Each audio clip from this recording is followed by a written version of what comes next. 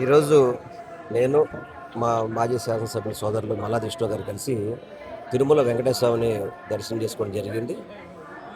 స్వామివారిని చూసి వారికి చాలా ఆనందంగా వారి యొక్క ఆశీస్సులు కోరుకోవడం జరిగింది. దేవుడిని ఒకటే కోరుకున్నాం, దేవాలయ పవిత్రతని, దేవాలయాల్లో ఈ దేవాలయంలో ఎటువంటి అపచారాలు జరగకుండా ఇక్కడ భక్తులందరికీ కూడా అన్ని రకాలుగా కూడా మేలు జరిగే విధంగా, ఆంధ్ర రాష్ట్రాన్ని కాపాడే విధంగా, తిరుమల పవిత్రతను కాపాడే విధంగా ఉండాలని చెప్పని దేవుడిని వేడుకోవడం జరిగింది. వెంకటేశ్వర స్వామి వారి ఆశీస్సులతో రాష్ట్ర ప్రజలందరూ కూడా సుఖ సంతోషాలతో ఉండాలని కోరుకుంటున్నాను. ఈరోజు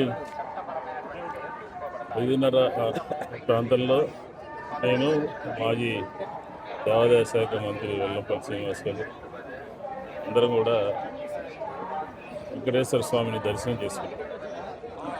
ఆయన యొక్క ఆశీస్సులు మా అందరి మీద ఉండాలని, అలాగే రాష్ట్ర ప్రజలందరి మీద ఉండాలని, దీంతోపాటు ఆంధ్రప్రదేశ్లో అన్ని వ్యవస్థలు, ముఖ్యంగా దేవాలయ వ్యవస్థ, వెంకటేశ్వర స్వామి యొక్క ఆశీస్సులు ఉండాలి, ప్రజలందరికీ సుఖ సంతోషాలతో ఆయనే అందరినీ కాపాడాలి అని చెప్పి ఆయన వేడుకున్నాం.